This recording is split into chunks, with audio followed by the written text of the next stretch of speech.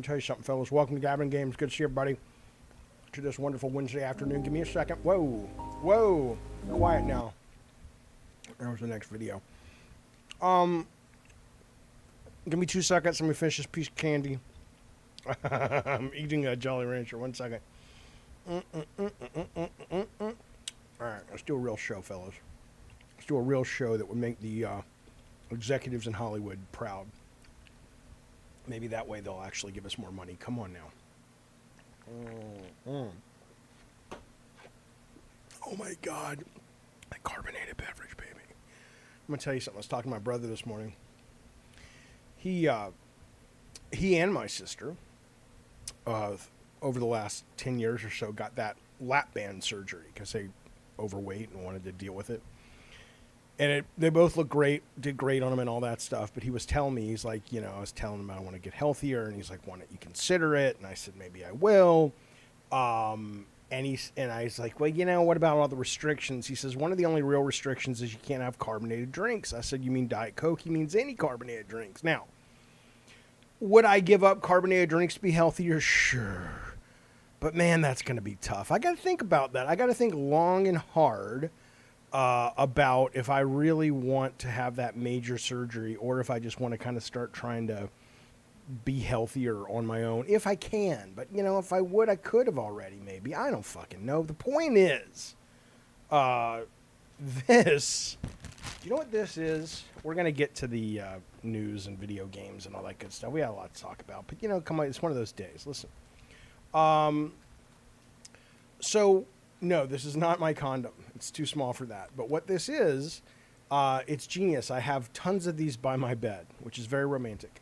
And what it is if I get vertigo, I have pills. This is so boring. I don't care. Shut up. I have pills by my bed that stops the nausea. And then this is if you throw up. Jay got it. JC got it. Barf bag. Yeah, these are the best fucking things to vomit in because you're going to throw up if you get the vertigo probably. And you just do this. I got these at the ER once. And I'm coming home in somebody's really nice Uber. And I'm like, I'm going to throw up. I'm going to throw up. And I could tell the guy, understandably so, was nervous. I says, don't worry, pal. I got one of these fucking things. He says, well, are you planning on fucking an elephant later and don't want to get it pregnant? Because short of that, you better not fucking vomit in my car. I says, no. Totally gets in the bag. What a great show this is. Why is my show not any more successful? Well, sir, what's your show about? Video games. Oh, well, let's watch one of your episodes and see what you're... Oh, well, maybe this is not the career for you, pal. Maybe it's not the career for you, pal, you fuckstick. Oh, Lordy. Lord have mercy, I'm about to bust. I want to tell you guys something. Fuck you, Mr. Rob says, gross, Jaffe. You know what's gross? I got nothing. When I was in Cali, says Mutmo, I had a jerk driver in a ride share, and it felt like I had vertigo when I was on edibles, so that didn't help. I've always been pretty good, lucky with the people I get who drive me around places and shit. But that's probably because I tip well, and I'm always given 5-star ratings, so they probably send good people to me or some such shit. I don't fucking know. Either way, it's been a good experience. Did you ever see that movie Spree? With the guy who plays in the Stranger Things TV program. I think he plays Steve Harrington. And he's this Uber driver, but it's for a service called Spree. And he wants to be super fucking famous online. And like a streamer, YouTuber, video guy, whatever. And so he puts cameras all around his car. And then he puts this poison in this water to knock the people out, and he fucking kills them on camera. And it's all one fucking night of him going absolutely batshit fucking crazy. It's a good movie. It's actually pretty fucking good. It's a lot of fun. I recommend it. It's called Spree. All right. Let's talk a little bit about what's happening in the world of the video games. So tonight, fellas, is preview night. Comic-Con officially kicks off this evening. with preview night. Tomorrow's the official start, but it's the kind of geek official start tonight, where if you've got a badge, you can get in early. It was funny because back in the day, preview night at Comic-Con used to be you get in early and you can kind of at least get 4 or 5 hours before the unwashed masses come racing in.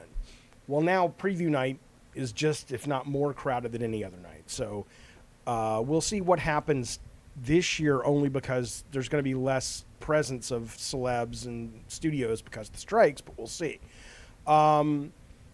But anyway, point being is that tonight preview night starts. So a lot of people walk around the show floor with cameras. I may be live streaming later tonight just because, I'll definitely be watching. Maybe it'll be something I do on the Discord with the Discord folks or something. But I'm a huge fucking fan of watching Comic-Con from afar. So that's going on. And then obviously all week long and all into the weekend, we will be getting a lot of drops from the Comic-Con location about video games, movies, whatnot. Speaking of Twisted Metal, which I think is next week, I still have not gotten a screener, but I will be doing post shows for every episode and reviews for every episode. But there is going to be a Comic-Con panel. This is tomorrow, and I have spoken with these guys at Peacock, and they've been real great and real responsive, but I haven't heard back if I'm going to get a screener, because tomorrow night, if you're at Comic-Con, short of someone who might have a screener, you'll be one of the few people to see it first tomorrow evening. Also on the 20th, which Thursday, is tomorrow the 20th? I think so, yeah. Sweet, this is pretty great. Comic-Con has Sweet Tooth ice cream truck and a dude, I think, dressed up as Sweet Tooth, handing out Salt and Straw exclusive Twisted Metal ice cream flavor called Sweet Tooth. Now, this truck is also going to be going around California, Arizona, about 4 other locations in America where you can meet the Sweet Tooth and get yourself some Salt and Straw. If you don't live around that, although I guess you're kind of fucked either way, because the only other place to get Sweet Tooth ice cream is San Diego Salt and Straws will have them as well. So I will be getting some of those and having them on the stream. I'll let you know how they taste. But I also want to tell you, though, that there's going to be a panel at the convention center about Twisted Metal. And the screening is being hosted. And again, I'm not sure. I'm going to be honest with you guys. I don't know how I feel about it. Probably I feel fine about it. But when I first read it, I'm not going to lie to you. I never lie to you guys. That it kind of stuck in my craw a little bit. Kind of funny, Greg Miller is hosting the screening, and following the screening, fans will be treated to Twisted Metal inspired version of Kind of Funny's interactive game Kind of Feudy, where guests will be randomly selected to put their Twisted Metal knowledge to the test. There will also be surprise giveaways. Look, I like Greg. I don't love all of Kind of Funny's content, but I've always gotten along with Greg. For some reason, he chose to unfollow me on Twitter. I don't know if it's like you can only be friends with me or Colin, not both. I'm like, okay, fuck you. I made my choice. But regardless, though, I still like him. He's always been fine to me. But I'm just like, you know what, bitches? I'm fine. I get it. I'm persona non grata at the goddamn Sony. But you're telling me they didn't think to reach out to your Papa Jaffe and say, hey, well, you were the main instigator of the entire thing along with Scott Campbell. And you Twitch or YouTube stream, and you've got a following, and you've done panels at Comic-Con. You know who we should call to lead the panel and meet the fans and ask people all about? Let's call Greg Miller. It's called Greg Miller, you piece of shit. A cab says it's because you're a toxic asset. It's probably true. They probably were like about to hire me. I wouldn't have taken money for it, but they were about to call me and said, hey, somebody check in with Andrea Renee first and see what she thinks about bringing Jaffe. I did not forget Mike Guillaume, Wallace Shawn. Wallace Shawn, I know you think you've got the skinny on Twisted Metal. Mike Guillaume and I did Mickey Mania together. Mike went on to do Jet Moto and Warhawk, and he is now over at Shell Games doing things like I Want You to Die. Great designer, better designer than I ever was. But when it came to Twisted Metal and Warhawk, we played each other's games and gave each other's feedback. But I remember, I've told the story ad nauseum, so I'm not going to get into it too much detail, but, you know, we both conceived Twisted Metal like, hey, let's do this. And then Alan, our boss, is like, who wants to do Twisted and who wants to do Warhawk? And I think we both wanted Twisted, or I don't remember. And then we just flipped a coin, and I won the coin toss, and I said, okay, I want Twisted Metal. And after that, I mean, Mike's, you know, advice and comments and all that shit was wonderful and incredibly valuable. But yeah, he went on to make Warhawk, which we all thought was going to be the bigger hit. I remember marketing. I was peeing in the bathroom after a marketing meeting back at Sony ImageSoft days, and they had just shown Twisted and Warhawk in the marketing meeting that I was in, and they didn't really. I don't know if they were in the stalls. Somehow they didn't know I was there. I don't fucking know. And I'm peeing, and I hear him talking about, oh man, that Warhawk's something that's going to be massive. It's going to be fucking massive. And I was like, which was great. I was happy for him, but I was like, oh. And this had come off after a disastrous Twisted Metal playtest, focus test, and I was like, we're fucked. Things worked out. Caveman says you should show up to the Twisted Metal panel and ask a question. I totally should. Yeah, excuse me, Mr. Miller. Is it true that Sweet Tooth is based on the fantasies of David Jaffe and how he wishes he's a clown? Let's see what he says. Why isn't Jaffe? I don't need to be featured on the panel because I had nothing to do with the fucking show. But I would like, it would have been a, I don't know, whatever. I mean, it doesn't matter.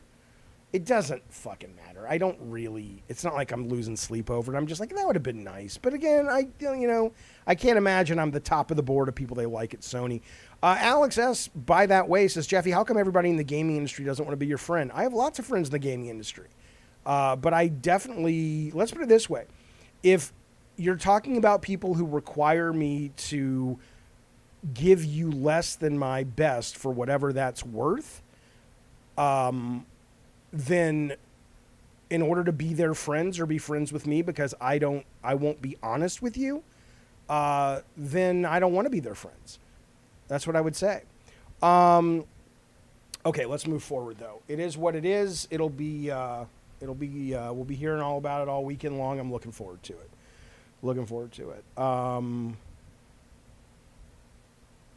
You were at that panel. Uramishi says, I remember Jaffe did a panel with Todd Howard and Ken Levine on a panel hosted by Jeff Keighley. I remember that. It was at an E3. He says, Jaffe spoke to the gamers with genuine respect, whereas Todd and Keighley spoke down to them. I can't speak to that. I don't recall that. I recall that was the first time I met Ken Levine, and I got along, I thought, great with him, and we've been pals or really strong acquaintances. I don't know what we are, but we're, I like talking to him. I think he likes talking to me, but we don't see each other all that often to this day. Todd Howard definitely and I weren't soulmates. That was nothing was, we didn't have a issue or anything. We just, it was one of those things that we didn't, connect and shit. So, okay. I want to tell you something, and then we are going to go. Well, you know what? This is going to be a lot of these fucking podcasts. And I know, and I hate it, man. I fucking hate it. So I'm going to give you a warning. I've got two things to tell you about. One relates to Sony, and one relates to something I found in my microwave oven. But Rob says Todd Howard was at that panel, so things just worked. That's right. I want to tell you something I found in my microwave, and I want to tell you something about Sony before we actually get into video game news. I hope you don't mind it, but if you do, just skip ahead if you're not watching this live, because I hate that sometimes. When it's like I tune into this thing, it's supposed to be about movies or games or whatever. Like, hey, what'd you do this weekend? And then it's like 2 hours of talking about shit with inside jokes, and you're like, what the fuck am I listening to? But these two things, I think, one is because it's relating to Sony, and the other is because this is just fucking batshit crazy. So I'm making macaroni and cheese for one of my kids yesterday. And I opened the microwave and I put the bowl with the mac and cheese and the water in the microwave. And it goes like 6 minutes, 5 minutes, whatever. I go and I open it to get it out and stir it before I put it back in. And in the microwave is not a big one. Not a big one. But in the microwave is a spider. Now, this is not a picture of my microwave. I got this off Reddit. In the microwave is a spider, almost like a mite-sized spider, but it was a spider. And it wasn't like he was in the microwave and then I put the... What I'm saying is he was in the microwave before I put the food in.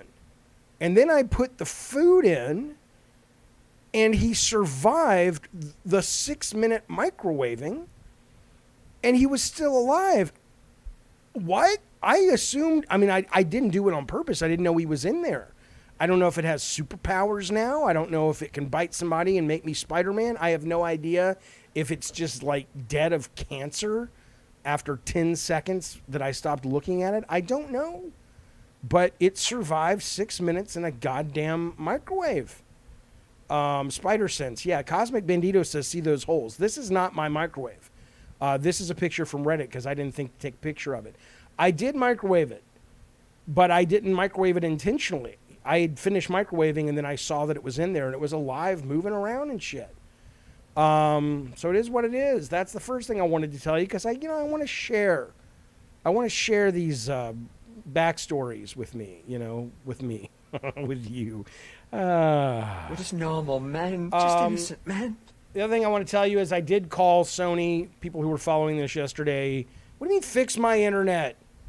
What's wrong with my internet? The stream is lagging. I can't help it. It's not on my end, man. Do a refresh. Maybe it's YouTube because my down speed is like 600 and my up speed is like 70. So if the stream is lagging, I'm sorry. Do a refresh. It should help you. If not, it usually sorts itself out pretty quickly. Yeah, Mutmo says he refreshed. I know you're just looking out for me. I appreciate it. The only Urameshi says viewers just looking out for you. The only reason I even ignore people like Jaffe's ignoring people in the chat. Well, I'm trying to stay on focus of a topic. That's part of it. I'm trying to get better at that. But I'm also trying to, deal with the fact that, what's his name? In the chat, this guy, Urameshi, is literally talking to me about, Jaffe, you need a haircut. You need to grow your hair out. Get implants. And I'm like, oh my God, man. I don't have a problem if you want to comment on my looks. I don't give a fuck about that.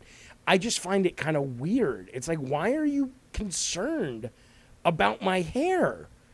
I don't care about it. I have never cared about my hair. The only time I cared about my hair was once I was 18, 17, and it wasn't in 18, 17. I was 18 or 17. And I was taking an AP English test in high school. And that morning I had woken up and I had like hair on my pillow. And I'm like, oh shit, just like my brother, just like my dad, just like my uncle, I'm losing my hair. And at 17, if you think you're losing your hair, that's traumatic, right? And so the entire Ricardo, he can't stay away, baby. He cannot stay away. That's a huge bitch. So all during the AP English test, which would determine where I got in at college in terms of what classes I got into first, I'm just ignoring it all and playing with my hair going, is it coming out? Is it coming out? Is it coming out? Short. And I totally bombed the test and I got put in remedial English until they said, you don't need to be in remedial English. I said, I know, but I thought I was going bald. And the guy just looked at me and said, please leave this class. But anyway, the point is I don't really care about my hair. Okay. So yesterday, but thank you for noticing. But yesterday, here's what happened. And this is why there was not a stream yesterday. Hello, Razzie. And I'm just fucking with you. You're a Meshi. I'm just fucking with you, baby. So I am trying to play Gex, okay? Because Gex is coming out. I'm doing a video about Gex versus Tomba, and I've never played either one of them. and I'm trying to figure out, I'm trying to play them both on emulators. So I put my DualSense 4 or 5, whatever the fuck the new one is, on the computer, and I plug it in, and I'm playing Gex. And it's kind of fucked up a little bit, so I got to adjust things. Well, I didn't realize I had my PlayStation 5 on at the same time. And so as I'm fucking around with the controller trying to get Gex to work on browser, because I can't really play it that well with the keyboard, unknowingly, I am buying Call of Duty virtual coins, okay? So by the time I finished with Gex and I checked my email, I saw all of these things from PlayStation saying, thank you for your purchase, thank you for your purchase, thank you for your purchase. And I'm like, what? And so I clicked them all, and every transaction was like $150 worth of Call of Duty points, right? So I added all up at $750. And I was like, oh, shit. And then, there's a whole video about how this captcha, I'm not going to get into it, but whatever. That's its own thing. You can watch the video. But I finally get in touch with customer service this morning because they had gone home by the time I finally found the number. And I was like, as it was ringing, I'm like, do I lie? Right? Because if I lie and say, oh, this was on my card, I don't know how it got on there, or, maybe it was hacked or whatever, I was kind of like, yeah, Admiral says, it's the most expensive game of Gex ever. Listen, so I'm like, do I lie to them? Because if I tell them the truth, what happened? I don't know. Maybe in one of these gobs of fucking terms of service, I've agreed to, if it's user error, there are no refunds, blah, blah, blah, blah, blah. And finally, I just told, he's a nice guy. I could barely speak English, barely understood him. His name was Michael, though. I'm like, sure, his name was Michael. But his name was Michael, nice guy, and I just told him the truth. And he just said, okay, let me check with my supervisor. He checked, and everything was good. I got my $750 back. So that's pretty good. So thank you, Sony. Thank you, PlayStation. Thank you, Michael. I appreciate it, fellas. Anyway, that's my story. But yeah, it's funny. Gex, when is Gex coming out, Dev Kit? I don't know. But what I will tell you is I'm surprised how much interest God damn it, Tomba and Gex have. it wasn't on my radar. I knew that none of, I hadn't played either of it. I knew, people liked them.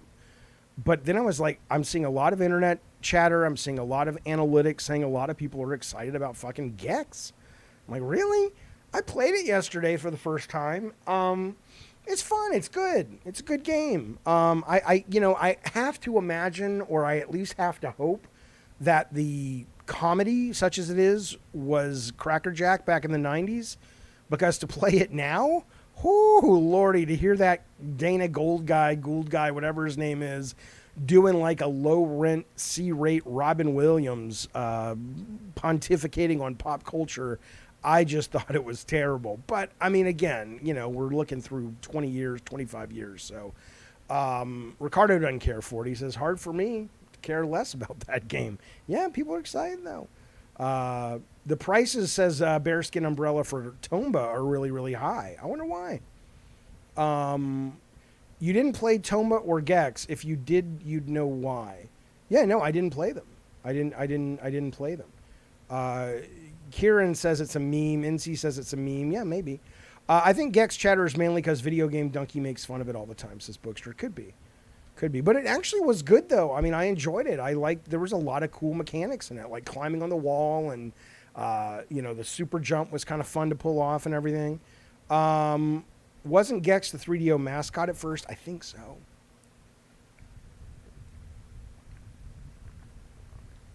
I did play Bubsy 3D. It was terrible, but Bubsy 3D made way for Siphon Filter, right? That's the same team. If there was no Bubsy 3D, there'd be no fucking Siphon Filter or Days Gone or any of that shit, man.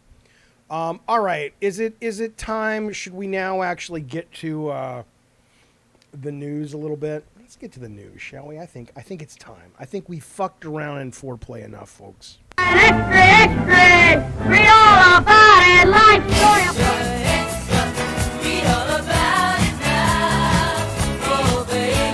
Shut the fuck up! It's true. It's true. There's a game coming out. I want to tell you something. There's a game that's out today, I think, on Steam. No, on Switch. But I want to tell you, it just. Oh, I'm. There's been a couple, and again, I'm not. Not that it would matter. I'm not trying to make any news. I'm not trying to be relevant. I don't give a fuck. Like whenever Cliff Bleszinski just talks about, well, maybe I'll make another video game. Inevitably, some fucking jackass at NeoGAF or Reset Era or wherever is like, Cliff's getting back into games, and people then use it as an opportunity to dunk on the guy. It's not what I'm talking about. That's not what I'm talking about. I'm just saying there's been a lot. It's too loud. Okay, I'll fix it tomorrow. Shut up. I appreciate it. I'm sorry, fellas. The news intro thing is not terrible. It's charmingly analog. I understand the audio is bad. Here, let me turn it way down. Okay? But it's not terrible if the audio's fixed. Listen. An extra, extra! Read all about it!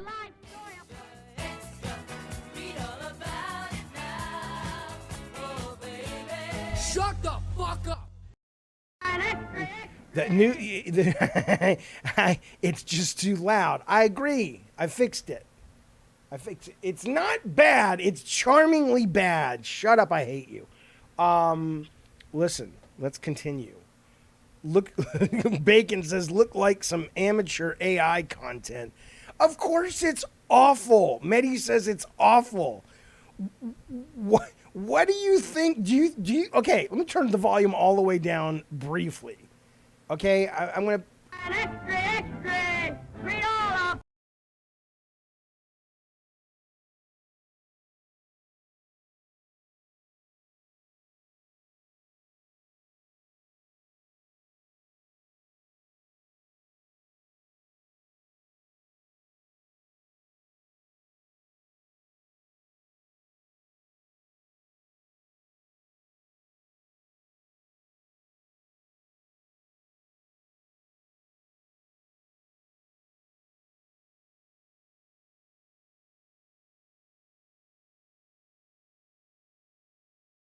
You guys are mean. Is that Ricardo's sister? What do you mean? What's supposed to be happening? It's an old man and an old lady reading the newspaper, and he's like, you old woman, get away from me. I've had it. I want to read my paper in peace. And then she, at the end, she's like, I will kill you, bitch. Right? I hate you all. Listen, this game comes out today, Manic Mechanics. The only reason this is on my mind, it's such a blown opportunity. And what I was saying, fuck you, Ricardo, you fucking vacation-taking, cock-sucking motherfucker. He says, we have enough old man on the screen already.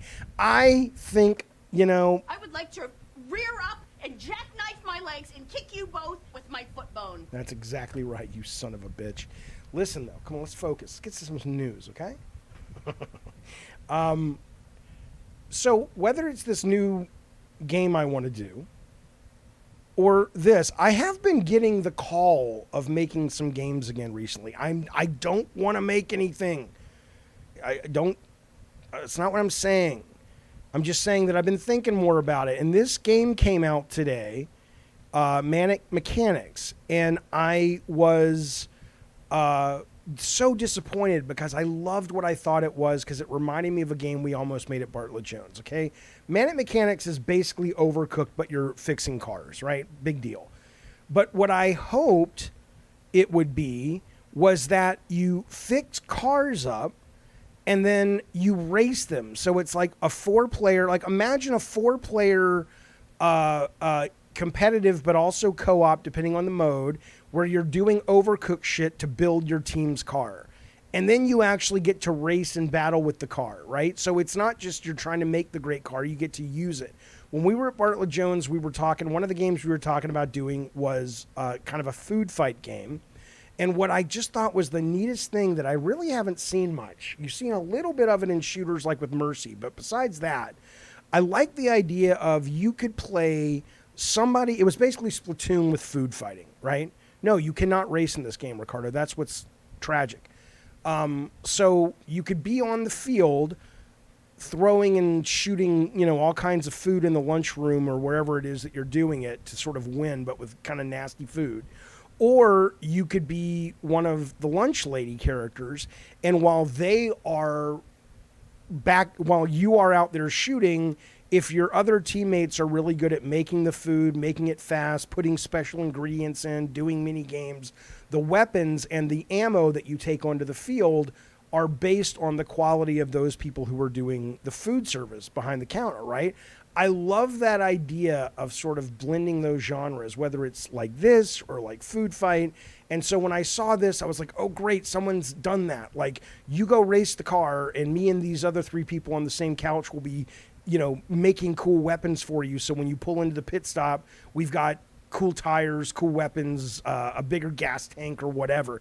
That shit's cool, man. And it also lets people who have different skills become valuable on the team. So I wanted to point that out, though. I was going to get this. I was this close because I saw this image, which is cars racing, and I'm like, oh, my God, I've been wanting a game like this forever. It turns out not so much. Not so much. There's no racing. I think this is just some kind of cosmetic horse shit, which sucks. Okay. Twisted Metal we talked about a little bit. Twisted Metal is now out on PlayStation Plus Classics, which I guess you get from Premium. Maybe there is a middle of the road, I don't know, where it's included. But what I will tell you, I was just delightfully surprised by this. My only experience with Twisted Metal 1 or 2, but specifically 2, in the last 20 years, 15 years, whatever, has been playing it emulated. Right? And so when you play it emulated, the frame rate's not very good when I play it on the emulator I use. The sound cuts out. It still holds up, but I was just like, this isn't going to work. No one's going to want this except nostalgia thing. I'm going to tell you something. They did a good job. I don't know how much work had to be done, and I don't know how much of it was that we did a good job back in the day, probably both, but it is smooth. It looks good for what it is. It controls good. And yes, it's simple in that the only thing you do every level is kill, kill, kill, kill.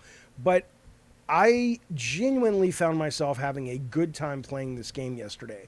Whereas going to Twisted Metal 1, I was like, yeah, okay, this is a nostalgia play. I don't think anybody who's going to play 1 is going to be like, yeah, this is anything other than a museum piece. But it does, yes, Bacon. Both have platinums. They all have trophies. I haven't tried it split screen yet, but I really enjoyed it. So I'm not telling you to go get it or play it or sign up. I'm just saying I was very, very surprised. They did not remove the Statue of Liberty. I haven't gotten that far, but my understanding is they didn't remove the Statue of Liberty. What's really interesting about it, though, is clearly they had to go in and make some changes. Like the Hollywood sign, I believe, correct me if I'm wrong, used to read Hollywood. Now it reads Los Angeles, right? Because the Hollywood sign is a trademarked thing, and I guess we don't have the rights to it anymore. I don't imagine Angeline is still in there. A lot of the scanned textures have been up-resed, and I think some of them have been changed to reflect, I don't know what, legal, having a different mindset of what's okay to put on a banner in 2023 versus what was okay in 94, 95, 96. But it was really cool. It was really cool. And yeah, I agree with Adam. If you haven't played either, 2 is the one to go for. And here's some fucking trivia for you, which is like whatever. So the original says Los Angeles, or it says Hollywood. Awesome, Taden. Listen to this. But here's some trivia. I posted a picture yesterday of one of the pedestrians in Twisted Metal 2 that you can run over. It's in the first level. He's got a hat, flannel shirt, a #1 foam finger, and he's jumping around. That's me, right?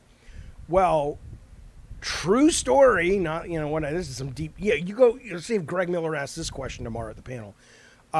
True story is that same flannel and that same person, which is me, are the hands of Yellow Jacket in Twisted Metal 1. Because Twisted Metal 1, you had a POV from the cockpit view, which we took out because it was taking up a lot of texture space and we wanted to make the general graphics overall better. But that's the same flannel I was wearing, and that's the same person. So there you go. Isn't that great? Where are you going to get that anywhere else? People are like, no, Jaffe, but we don't want it to begin with. You know what? I can't help but be racist. Yeah. It's true. It is absolutely true. Listen to this. People asking, yes, they absolutely do have trophies. Okay, so you're saying, Awesome Tatum, that it did say Hollywood back in the day, but now it says Los Angeles, right? So it's interesting the process they had to go through I want to go through again and see what they changed.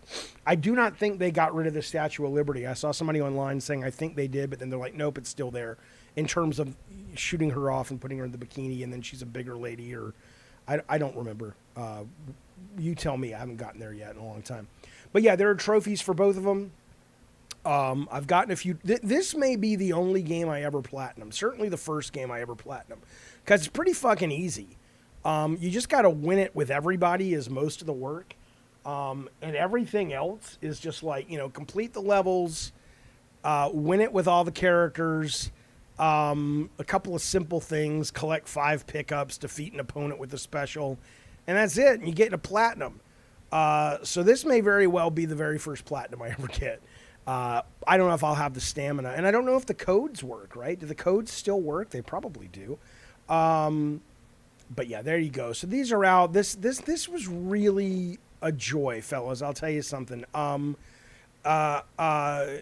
This was really.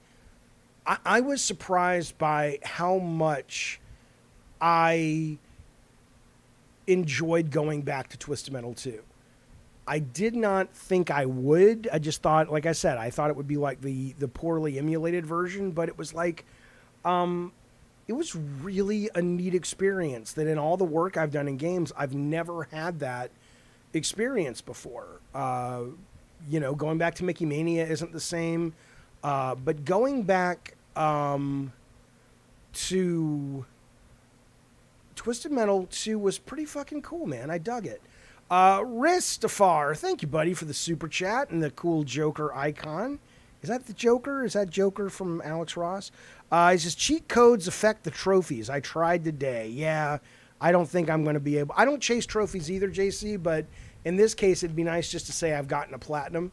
But, yeah, no, Ristafar says if you use the cheat codes, that's cool, but you run the risk, of course, of not being able to get the trophies that you want. Addie Pie says... I don't even know what you're talking about. Jaffe, why do you get so mad when people try to help you improve your channel? Why don't you give me an example, Addie Pie? Here's what I'll tell you. If you have something that's good that I like, cool. But just because you offer something and I don't do it, give me an example. The real Hollywood sign is still there, says Bandito. I don't understand that. What do you mean it's still there? I played it the other day and it said Los Angeles. Are you saying it says Los Angeles and Hollywood? Random Moose Brains, thank you, buddy, for being a member for 33 goddamn months. Buddy, Cult of fucking Calypso. Salt to the earth, baby. You goddamn right. You goddamn right. That's a huge bitch. He says, Twisted Metal 2 is still fun, but goddamn did you guys program the AI to use freeze a lot? Yeah, I know. The AI that has probably the best AI that feels like they're playing fair is probably TM1. That's the truth. Spectre Bull found a way around the trophy, says Rob, and cheats issue. That's cool. I'm still going to play it. Okay, so the PAL version got the Hollywood sign. Interesting. Okay, let's move on. That of course brought me to this. Just real quick, I just want to give you guys a little. These are what were called, and they don't really have these anymore for the most part. I don't think. I mean, I don't read a Sunday paper anymore that's real. But these were what were called the flyers back in the day, the Sunday flyers. And I was telling Ricardo about this the other day, but what was really interesting about these, I think it was because Twisted Metal brought me back, because here's the Twisted Metal one, right? And whenever you got, I was always like, I remember like marketing or sales or whoever it was were running around like mad during the week, or at least a division of them, trying to get our shit in the Sunday flyers. And finally I was just like, who gives a shit? That's for old fucking ladies. Who reads that shit, right? And they said, yeah, look at the charts, Jaffe. Do you ever wonder why certain weeks, instead of selling like, I mean, there was a time with Twisted Metal 2 that thing for like 3 years was selling on average 2,000 to 4,000 a week, every single fucking week or month. I forget what it was. But they said, do you ever look at the charts and notice that every now and then that'll just spike for no clear reason to like 5 to 10? I said, yeah. They said, that's because we get in the Sunday flyers. If you can get in the Sunday flyers back then, you would see a huge, not huge, but you would see a 20 to 50% sales bump almost guaranteed when you got into Sunday flyer. So it wasn't just cool as a kid to get these, like to look in the JCPenney catalog. It was fucking cool when you're making games. I don't know what the equivalent is of that these days. Maybe it's like being on front of the Steam page or something, but it really mattered. It fucking mattered. But these are really nice. These are fun to go back and fun to look at, and really kind of walk down memory lane a little bit. But let's move forward now. As we move forward with the show, let's get to the future and talk about something. People have been asking me about this for a very, very long time. First, let me get these some of these chats. Oh, important note on Skype, Jaffe. I don't have Skype. Listen. I'm going to be honest with you, Ricardo. I would love for you not to be on vacation. I love it when you're here working with me on the show. I'm trying to respect your boundaries, bitch. You're on vacation. I don't even turn on the goddamn Skype. Fine, I'm turning it on right now. Blank,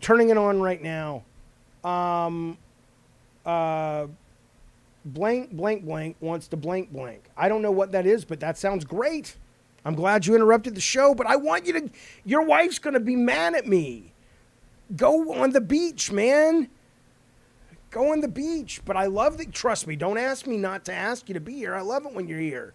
You saucy minx. Jesus fucking Christ. Go suck a big fucking dick. Hello, Kenneth. Listen to me now. Listen to me, good human beings. I want to get a couple of chats, and we're going to move on to something that people have been asking about. This is not a Twisted Metal show, but they've been asking about Twisted Metal having this for a very long time.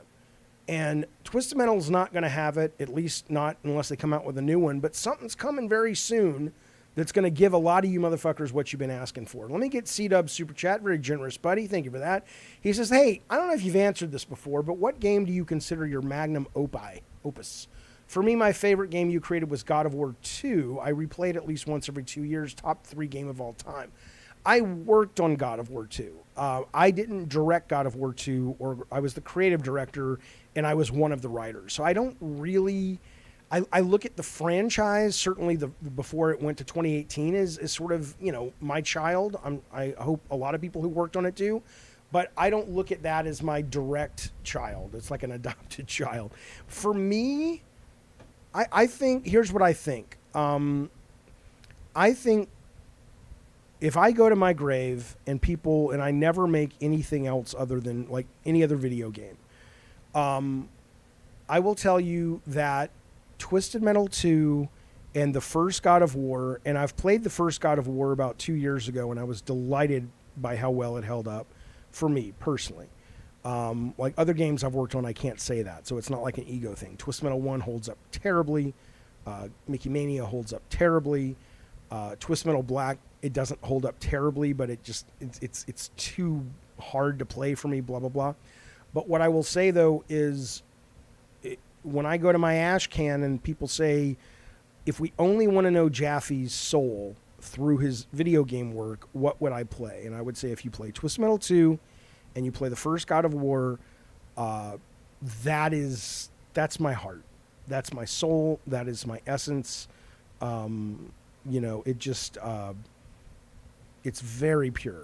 I get emotional right now just talking about it a little bit. I don't know why. I wasn't I didn't assume it would make me emotional, but it really, CD, it really speaks to the thing about just being that I love so much. It's just there's a sense of juvenile, apathetic joy of just being and not taking yourself too serious. So I would say that would be those two games is what I would say.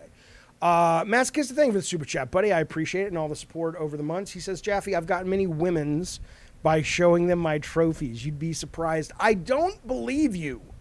I don't believe you for a goddamned moment. I think you are absolutely full of shit. How dare you? I don't know. I mean, imagine a woman who would be like,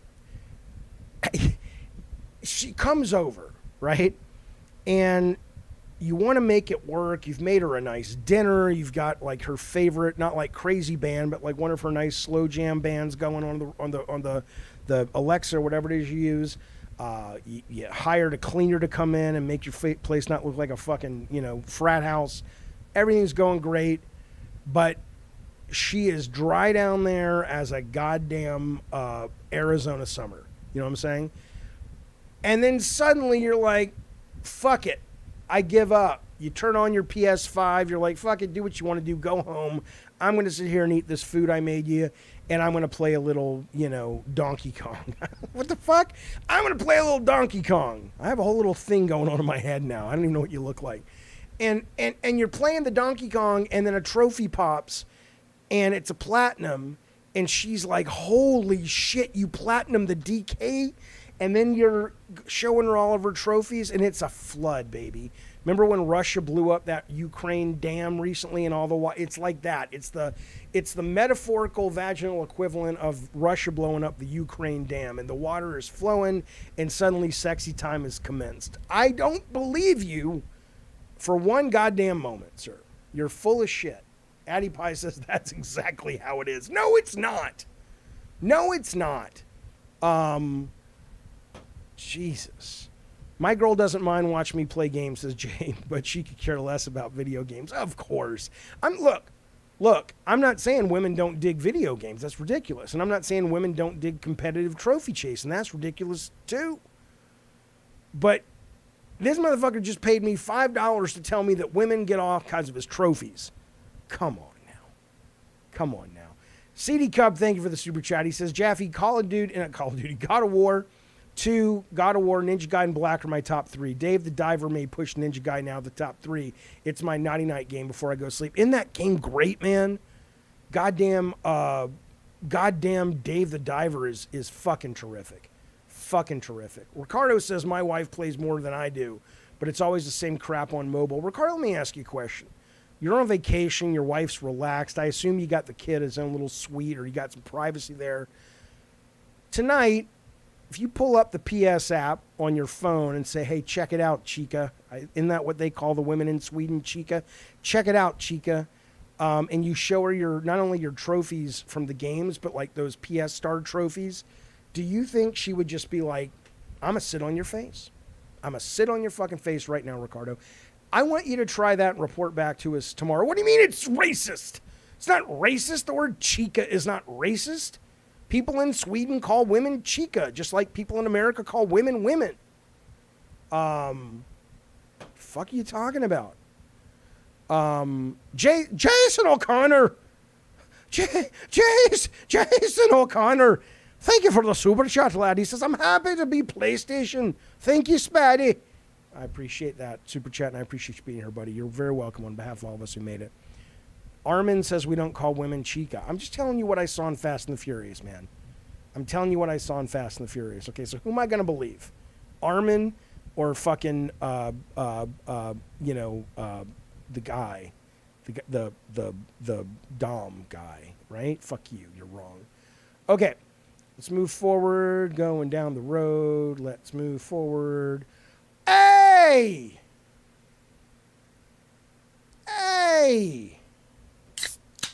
Hey, Jay Styles, you son of a bitch. Jay Styles, I don't know why it didn't pop, but Jay Styles, I think, subscribed. There he goes. J.A. Styles has become a Diet Soda soldier. Goes to his wife and says, baby, please, let me be a Diet Soda soldier. She says, go clean the oven. And he did it, and here he is, boys. Welcome, Jay. And everybody welcome Jay with an emote of your choice. I would appreciate it. Welcome, Mr. Styles. Absolutely, buddy. Thank you, sir. Jason O'Connor says, I'm Irish. Well spotted, Jaffe. Maybe it was the O'Connor at the end of your name. Okay, let's move forward, talk about this. This is coming. Jay says, I cleaned the hell out of that oven for you, Jaffe. Thank you, buddy. I appreciate it. Listen to me. People have been telling me forever. I get this. I'll get this on the goddamn Twitter, and they will, they'll say to me, hey, I got an idea, Jaffe. Battle Royale, Twisted Metal. And they say it like I've never heard it. Like I don't hear it 50 times a week. It's okay. I'm not like making fun of them. I'm just like, I know I've heard it. Hey, have you guys seen the new the news thing that I play when it's time to go to the news right here?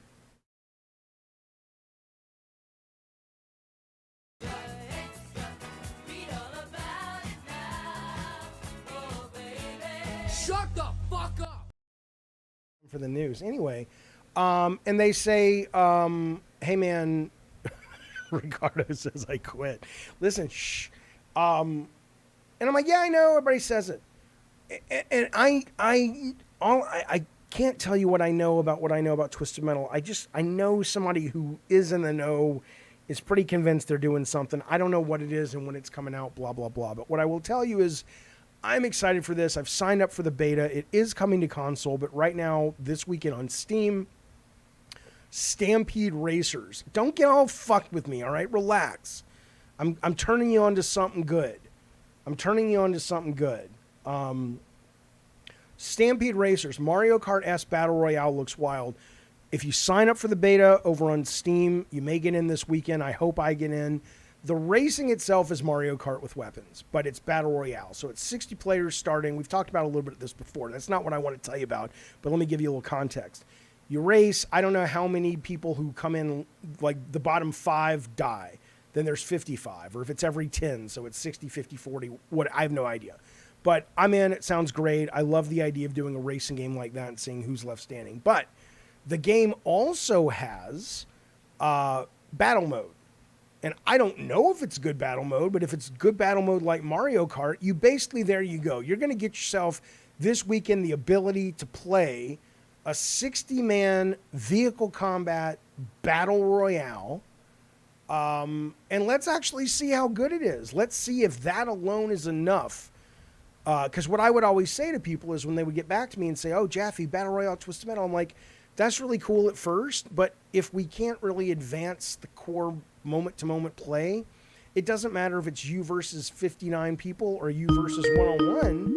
It's still a problem. How is somebody calling the red phone? Who the fuck called me? Well, call back, I guess, if you want. I don't have that on right now, but who the fuck knows? I guess I do. Anyway, this is coming out any day now to play.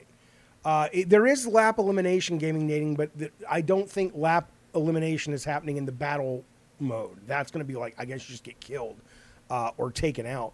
The Leprechaun in Twisted Metal 4 was racist. I had nothing to do with Twisted Metal 4. So, okay. I would love to answer the call, but they got to call back. I wasn't prepared for it. My life has changed now, and now I'm ready. Okay.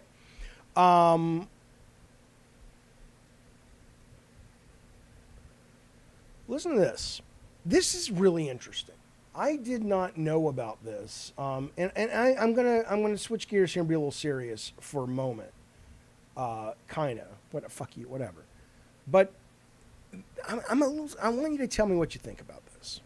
And you guys know I'm a progressive fellow. I'm not going to get into politics. This is directly related to video games. But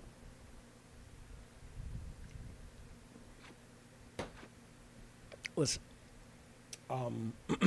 the UK National Health Clinic has a clinic for gaming disorders.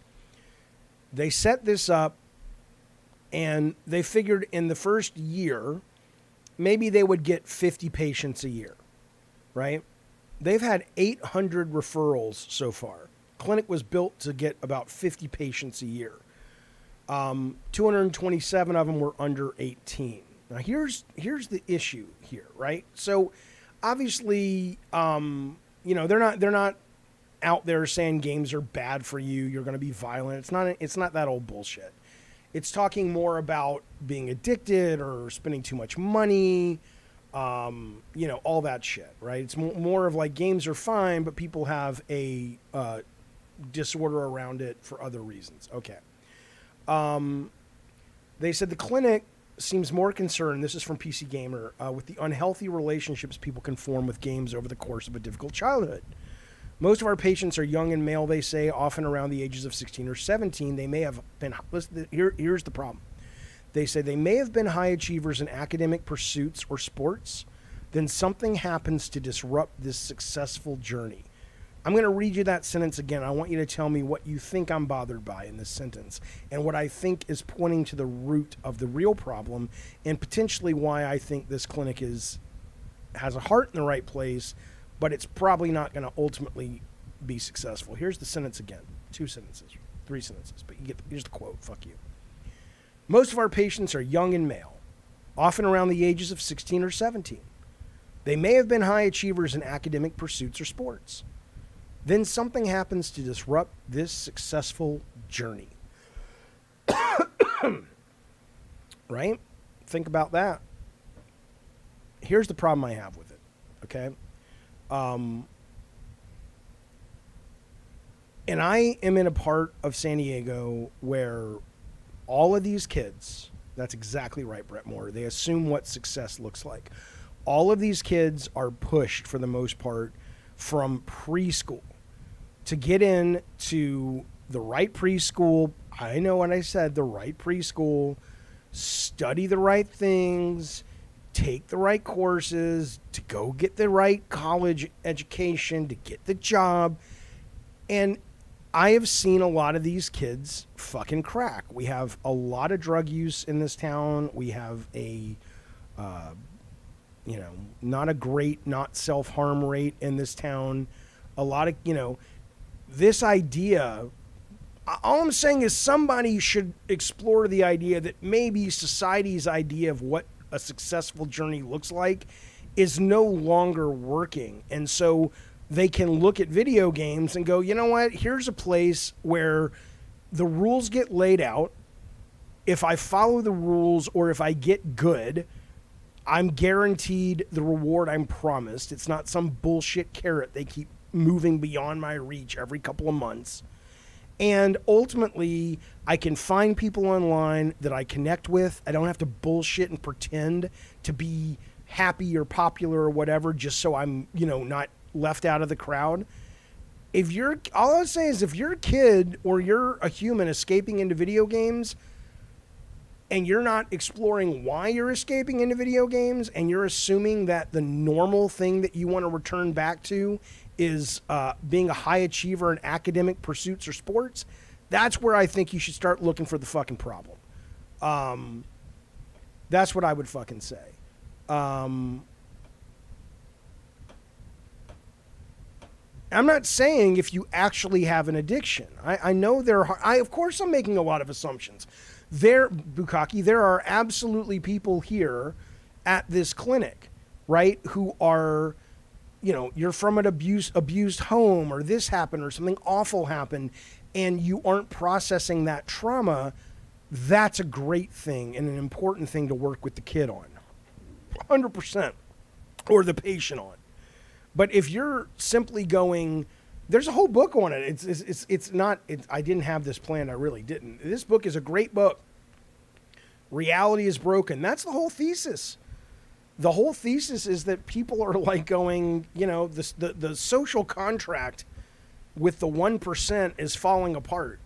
Why would I not go into the matrix and lose myself there? To suggest that the norm is still working and desirable to return to, that's not accurate. It's not accurate. Twisted Metal Clips. Hey, buddy. Thanks for joining the members a couple days ago, and thank you for the super chat. He says, will we get a new Twisted Metal game this year? I don't know. All I will tell you about that is I'm under the impression from a very reliable source. Again, Bloodborne. I don't know. I won't give anything away other than to say this person is pretty convinced, and I believe them, that someone's doing something with Twisted Metal. Now, is it possible what they were talking about were these PS Plus updates? Maybe. I haven't talked to them in a while. But, I'm just telling you what I know that is out there. But I'm not leaking anything. I'm not telling you there is because I don't know. Nicholas Knight. Again, you seem new here, so let me give you a little help. Let me give you a little help, buddy. Nope, you're wrong. You must be clueless. Don't know your own logic of. Okay, I think you're trolling, but if you're not trolling and you're actually trying to engage in a discussion, oh yeah, I'm about to ban you. I don't like trolls anymore. I'm over them. Jaffe, what was the Kojima news you spoke about? Hasn't broken yet. I don't know if it's going to break. I know exactly what's going on.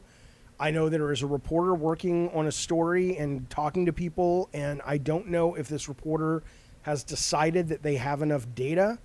Thank you, Rob the Mod. I don't know if the reporter has decided they have enough of the story to say, yep, this is a story I want to publish or not. So we'll have to see. And it's only tangentially about Hideo Kojima as a human being. It's that's all I'm saying. But I don't know and it's not my story to report. And so I am very eager if the story ever comes out, you'll understand why I'm eager to have it come out if the reporter feels like he needs to publish it. But it's not my story to tell, and I wouldn't tell it. So, okay. Let's move forward, shall we?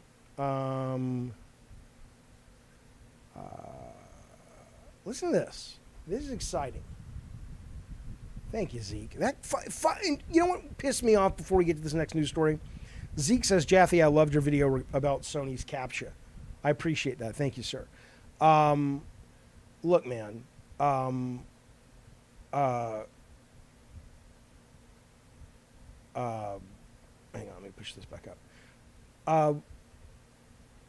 The funniest thing about that CAPTCHA thing is that people were coming at me going, Jaffe, it's easy. What it means, all it wants you to do is this. And I'm like, yeah, I'm not a moron, fucker. I understand that if the CAPTCHA was clearly written and said, hey, the number of objects on the left need to match the number of objects on the right, and it was clear what an object was versus a HUD element, I would have fucking figured it out. It was hard what they were asking me to do. It was hard to know what they were asking me to do. Once I realized what they were asking me to do, of course it was simple. The issue was in user interface and in presentation. Call of Duty and Modern Warfare 2. Call of Duty 4 servers are back online. You can play the best Call of Duty games again, according to Video Gamer. A lot of people are saying that these games are selling out. The physical right now, I'm going to pick some of them up actually. If some of the older ones, I believe like I can get the digital version of the ones that are more popular. I want to try these. Now, I don't know if Call of Duty 2 is back online. That's the last one I remember loving so much compared to the newest one, which I love a lot. But this is pretty interesting. And the more interesting part is that Microsoft apparently are the ones who actually came back and put this shit online. They fixed the servers, right? And so this is kind of interesting. I'm curious how much longer people will play them for, like after the nostalgia run wears off. But even that, though, the fact that they're able to say, we can turn these servers back on, and I don't think that that it's apples to apples. Like I couldn't go to Sony and say, guys, just turn on the servers for Twisted Metal 2012. I mean, maybe I could, but you have to understand that, so much has happened to the infrastructure of PlayStation Network from PS3 to where we are today. And so much of what was happening with PS3 on the Sony end was all the handshaking between the game code and the server code at Sony for things like passwords and accounts and all that shit, that I don't know if it would be as easy to do. But certainly a lot of these games, forget mine for a moment, but a lot of these games that have been delisted over the last 10 years certainly should work. And now I'm just kind of going, if Microsoft's doing it, and again, this may be a very special case, but I heard they also did it for Shadowrun. That's back up, and it's always been running a little bit, but now it's running officially through Microsoft. I'm starting to wonder if maybe Sony's just like, you know what, fuckers, turn your fucking games on. Even if it's just, like I've said before, homecoming week. Do it once a year. Okay, it's not going to cost you that much. It'll get you some goodwill with gamers. Turn the old games on for a week every year. Call it homecoming week and let us play the games that we can't play anymore. How hard is that? Some games, again, I get it. Some games will not be able to fall under that because of the way the network was designed at the time and the changes and all that. But a lot of them you should be able to flip a switch and get Drawn to Death back, or get, not that anybody, again, I'm not saying you want Drawn to Death back. I'm saying, though, that that's the one that I know intimately. But you should be able to flip a switch and get something that is no longer available online because the servers went down for a PS4 multiplayer game. It's kind of ridiculous. It's kind of fucking ridiculous.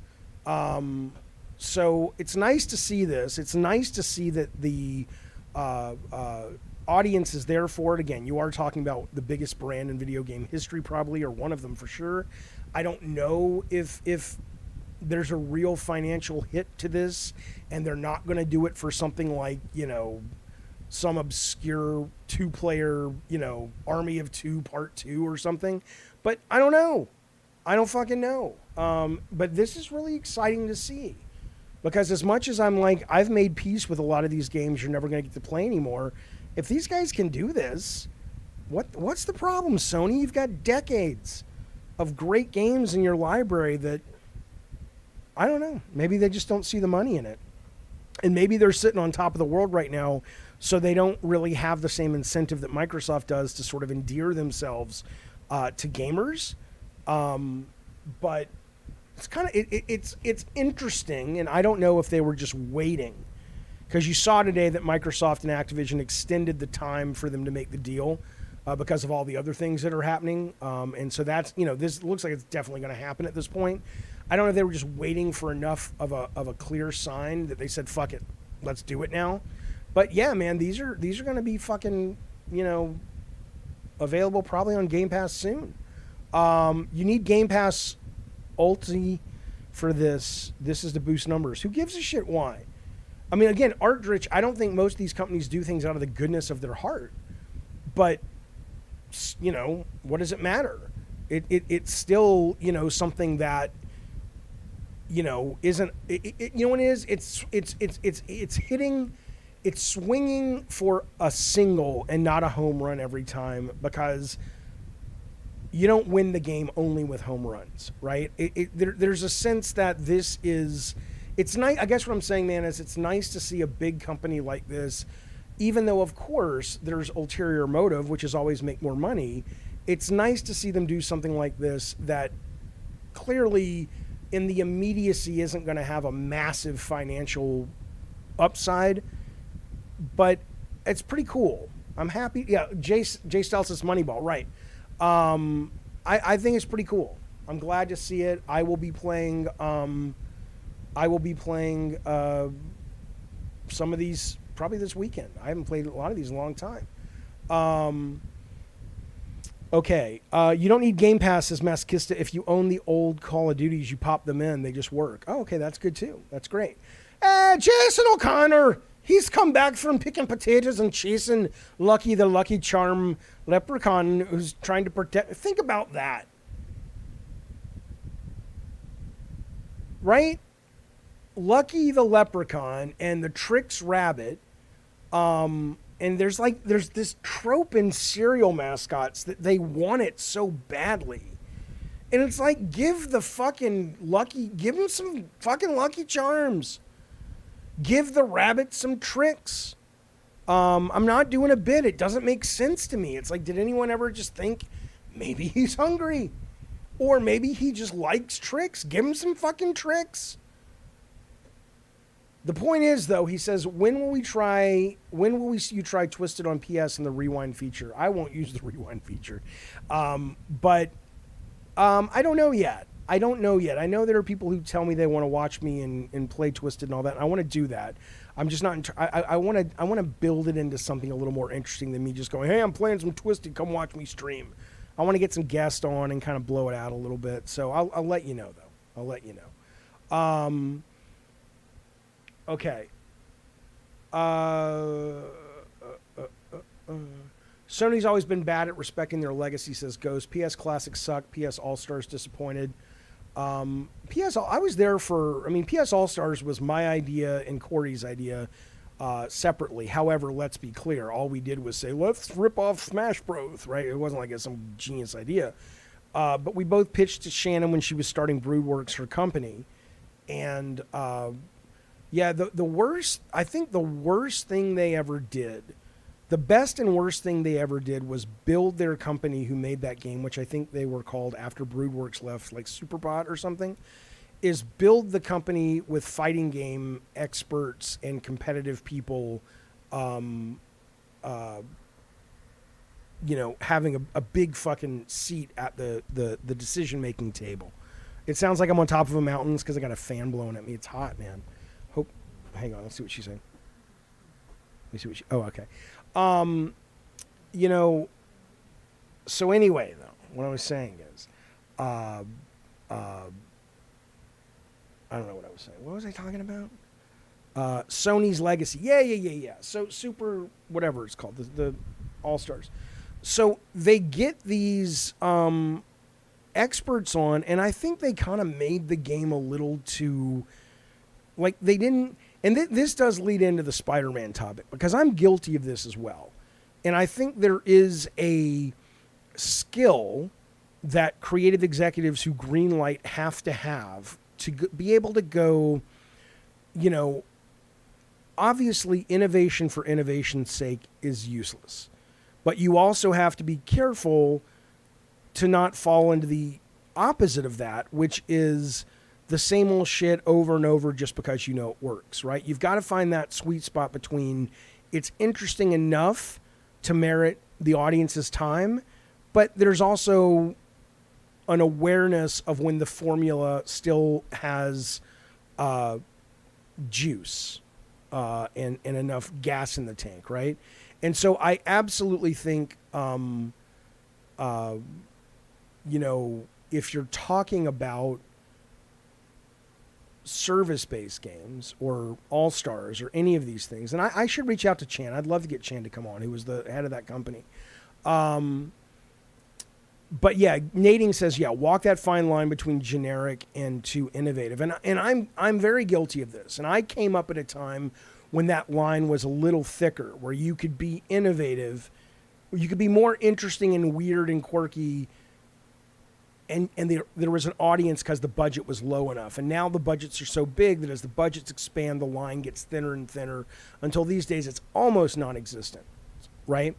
But like if you look at something like, again, I only bring it up because it's all we really know right now, which is the game Jade Raymond's team at Haven are working on.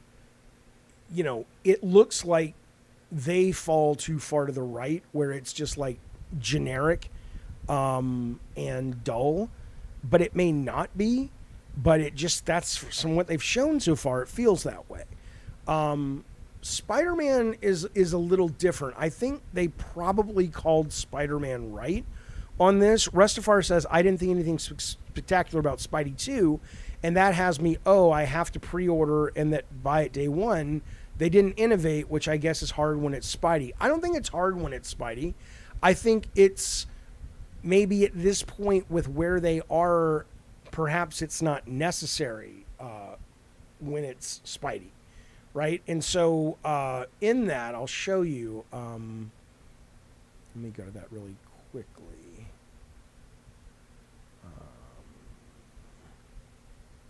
Right, so in that, when they first dropped the Spider-Man 2 trailer, I was like, right? Because it just kind of, I think my mindset was I was coming to that PlayStation showcase wanting to be absolutely wowed. And it really didn't do that. It made me go, oh, okay, it's grilled cheese, more of the same. And I don't think that was probably a good executive mentality, because they've got a formula. People love it. It sells like fucking hotcakes, or I should say Aunt May's wheat cakes. And it's not so long in the tooth that they need to risk development time, budget, or failure at this point. Why not just give them a little bit better, more of the same? And I will say that the more they've revealed, and you guys have to have seen this, I was pleasantly surprised that I started getting excited about the game. There's nothing about the game. If somebody were to say, Jaffe, why are you suddenly getting excited about Spider-Man 2? I would probably say, I just, I like the games, and I like being in the world, and it's fun, and it's Spider-Man. What's not to love? But that's I don't know. I only bring it up because I am kind of fascinated by this whole dance of innovation versus safety in this industry, or any industry, because I think you can go too far around the bend and you end up just being like, you're celebrated as some champion of innovation, but then it's like, why didn't it sell, right? Because you take your eye off the commercial ball. And I don't know yet. Like, I don't know how I feel on this, but I do know that I am waking up to seeing new news about Venom. They're going to be doing a panel tomorrow or Friday at Comic-Con with the director and a bunch of the people. They'll be revealing new stuff. There may be a new trailer. It's focused mostly on Venom. And I'm kind of getting excited. You haven't seen a full trailer of gameplay for Pragmata. I don't know what Pragmata is. C5 says Sony's playing it so safe right now. I mean, they are. Eric Lennon says the only thing I'm worried about is having two protagonists. When did that ever work? I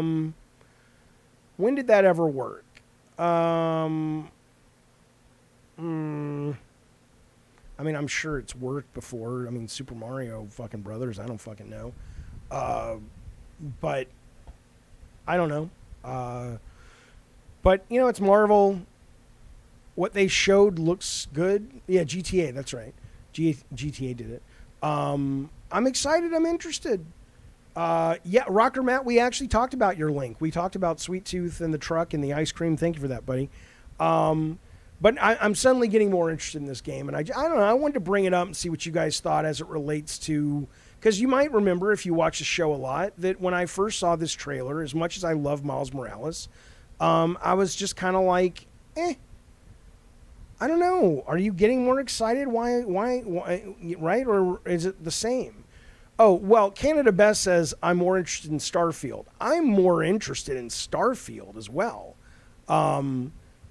Sure. I mean, maybe that's what it is. When you've got a game like Starfield, when you've got a game like Tears of the Kingdom, that are so vast in terms of player freedom, when you've got a game like Baldur's Gate 3, which supposedly is just a playground of chances to adjust the narrative in real time, it is, and you look then at a trailer like Spider-Man 2 that seems more of the same, then I definitely understand why maybe the trailer was underwhelming. But for some reason, as it's getting closer, I'm pretty excited for it. The Banana Cannon, you paid for what question? I'm not done with the show yet, but let me see what you paid for. Yeah, I'll get it. I'm not there yet. I'll get you. I'll get you, baby. Sony games look pretty because you can't interact with the world like a true open world game. No, I mean, that's true. That's not the only reason why. They're talented people, but that's a big part of it for sure. But I do wonder about that. And I wonder about, and we'll talk about this in a second. The game looks just like the first one in Miles Morales' deck. It does. But I don't know. I mean, are you ready for more of it? Because I agree with you. I mean, if you're buying a game because you want to have something brand new, then sure. Then be like, Spider-Man's not for me. But if you're like, do you ever play just comfort food games? I mean, look at Morgan. Morgan plays JRPGs all the time, right? In the chat, I have to assume that, after a while, you know what you're getting into, and that's why you're playing them, right? I have not finished the Diablo 4 campaign. No. Spasbo says, I've been ready for this since I finished Miles. So you are good with that. You are good with that more of the same, even if it is more of the same. It may not be, but JW says, people saying it looks like more of the same act like it's going to be an RTS. I don't think that's fair, though. I don't think that's fair. I don't think that's what most people, JW, are actually asking for. I think what they're saying is that within the genre that we all love, that this game is correctly set within, we'd like to see some innovation. I'll get to that in a second.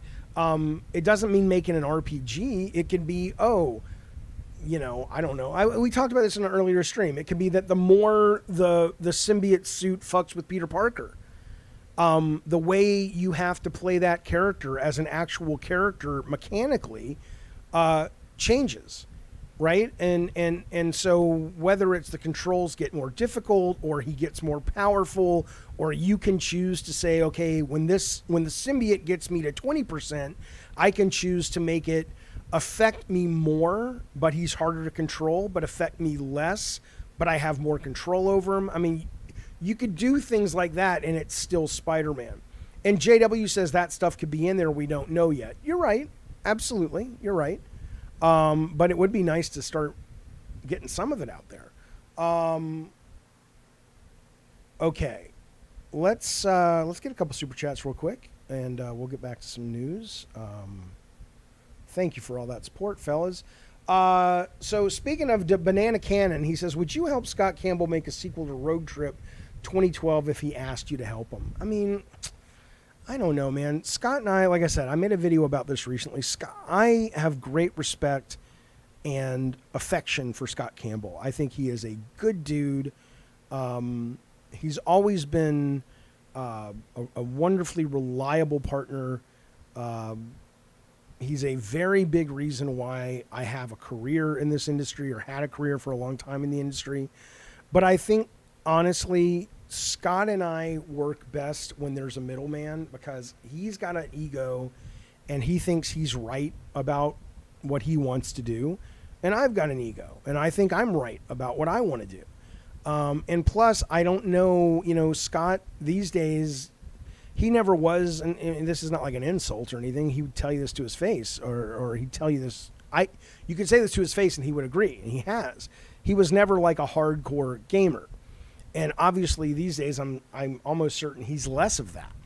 And so I think my answer to that would be, it would have to be a really interesting situation for me to want to sort of get back into that relationship where, when we don't have a middleman like we had at Sony with Alan Becker, we're butting heads all the time and we want to kill each other. And that would just be amplified and exacerbated because I would probably want to make something interesting and, really unique and different. And he would be like, let's do a little bit of that. But, his percentage of how outside the box he would want to be, I think, would be very, very different. So that would be my answer. And I do appreciate that super chat. He wasn't a military dude, Mutant Mo. He came up making and producing simulations for the military. And in that,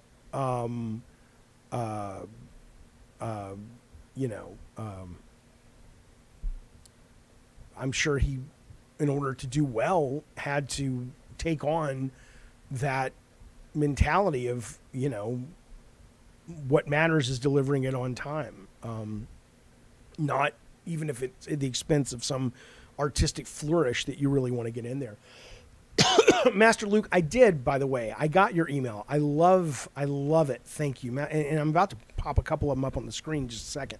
But yes, thank you for that. I'm already using them. They're just beautiful pieces of art of the most beautiful subjects you could ever hope to draw. Ristafar, thank you for the super chat. He says, hopefully the symbiote isn't just for story mode. Well, there's not a multiplayer mode, so what other modes are there in the Spider-Man games? I wasn't aware there was ever anything other than the story mode. Was there? Could be.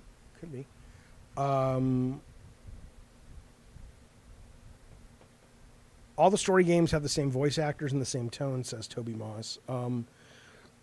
Oh, you're talking about free roam mode. Oh, I see. Oh, well, I mean, I'm sure you can play open world with Spider-Man, and Spider-Man has the symbiote suit. Are you talking about actually playing Venom, not the symbiote suit? Oh, I don't think they've announced that yet, have they? I don't know if you're ever going to get to play Venom in the game, are you? Interesting though. Okay.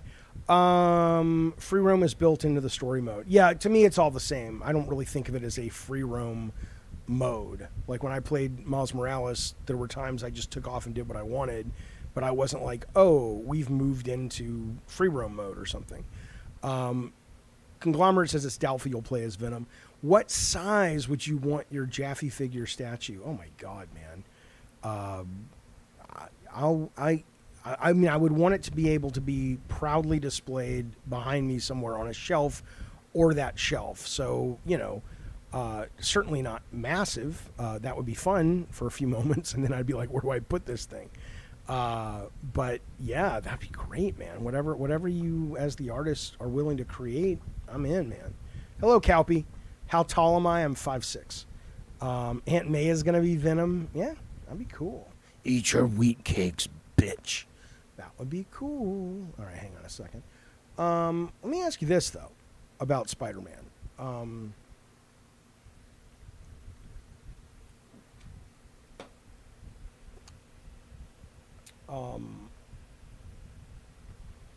So the game's coming out. I'm trying to figure out, like, there was this article Games Industry Biz did. Let me just show you these real quick. They said, after Summer Games Fest, what are the biggest games left 2023? And I'm just going to give you a couple of these because I want to see what you think. So Starfield, Mortal Kombat 1, I think is going to probably do well. I don't know. I mean, I like what Ed Boon showed off, right? I like the idea of the combat cameos where you can call out these characters from all the Mortal Kombats and sort of they'll come out and do different moves based on button presses and shit. I'm excited for it. I don't know if it's because Street Fighter's out and Tekken's coming out and it's just more competitive. Maybe it's the release window. I get the sense it's not going to be as big as 11, but I'm still interested in it. I'm still interested in it, but I'm not as sure on this one, and I don't know why. Forza Motorsport, whatever. I don't give a fuck. Assassin's Creed Mirage, I think, is probably gonna not do much of anything for anyone. It might be cool, like a nice trip back down memory lane with the smaller Assassin's Creed. I don't think anybody gives a fuck about this game. I could be wrong. Tell me if I'm wrong. I could be wrong. Alan Wake, I'm excited for, but these guys have a really good point. They said why this game may not be the biggest game in the world. Alan Wake isn't the biggest IP, says Game Industry, and it's currently launching in the middle of a congested period for big single-player games within a week of Assassin's Creed and Spidey. It's also digital only, which limits its potential as we get closer to Christmas and around Black Friday. It's survival horror, which is inconsistent in terms of sales. RE4 Remake sold well. Dead Space remake was substantially smaller, although boy, it was great. And Callisto Protocol didn't meet expectations. They're saying they worry for this one. I can see it getting overlooked. I kind of can too. I think if I were these guys, I would probably move this if they could afford it. I know they're publishing it out of this year and move it into like a January or a February slot. I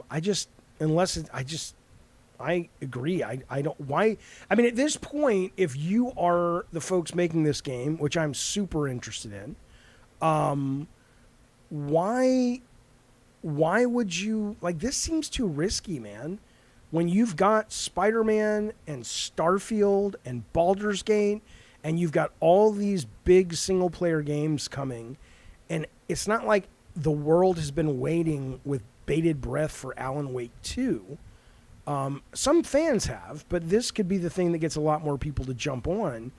I don't know, man. I don't know why they would risk this and put it out in October. If they can afford it, maybe they can. I would move this fucking thing. We're going to come back to Spider-Man 2. Super Mario Brothers Wonder. Well, okay, we'll come back to that too, because there's a question I want to ask you. Avatar, I think, is... Nobody gives a fuck about Avatar. I could be wrong, but I don't think this is going to be much of anything. It's coming out December. You know, I mean, you got to be a hardcore Avatar fan or a hardcore gamer who's finished Starfield, Spider-Man, Baldur's Gate to go, I'm looking for another big open world adventure game. I got nothing to play. I'll buy this. I don't think this one's going to do it. Sonic Superstars is probably going to be good selling title, but it's not going to be the biggest hit. So here's what I'm curious about. Super Mario is on the biggest selling platform. I know PlayStation outsells it now, but in terms of, I think, sold through units, I think Switch is still higher, but they're close. They're coming off a over $1 billion movie. It looks really charming. It looks really fun. It's 4 players. You can play it with the family, play it with your friends. And it's coming off the movie that, you know, is top of mind, that everybody loves, that people will probably be watching with their family on the holidays, blah, blah, blah. Spider-Man is on the best-selling platform, coming off Spider-Verse, coming off 2 games people fucking adore. It's safe. People know what it is. They know the developer. They know the gameplay. This is probably going to be fucking massive. And then Starfield's a little bit harder to call just because it's on Game Pass. But here's my question for you guys. Which one of these 3 do you think is going to have the biggest impact, right? So Starfield would have a big impact if it meaningfully draws a very large, substantial number of people to Game Pass and or gets people to buy the hardware. That's the only way you can really judge it. Spider-Man is obviously sales, and Mario is obviously sales. If you were to rate these like the most impactful based on those definitions, would you say number 1, like this, is Spider-Man going to outsell Mario, and is Starfield going to have more of a seismic effect on the industry than all 3 of them? Calpy says Mario will outsell them all, but Starfield will most likely be the most impactful. Mario will sell more than Spidey. Probably Mario, but I can see Starfield being good for Game Pass. Alan Wake 2 not getting it day 1 since it's digital only, says SideCon, I'll wait till it's 50% off. Benji M says Starfield is going to dominate the conversation, whether good or bad. Spider-Man will get its 9 and 10s, be talked about a few days, and things will move on. Okay. Mario's just going to be Mario. So, mass produce as Starfield is niche. Isn't that interesting? I would disagree. I mean, if you think Starfield's niche, then I assume you think Skyrim is niche as well. If I had to sit there and make a fucking decision on this shit, man, I don't know, man. I don't know. I mean, you can't go wrong with, I don't know. See, Spider-Man seems the obvious bet. People love Spider-Man. It's all ages for the most part. You know, it's a sequel to a beloved, insanely selling game, but it may be Spider-Man oversaturation. Mario, there's tons of these Mario games, but this one looks fun and clever. People love the Mario because the movie even made him more beloved.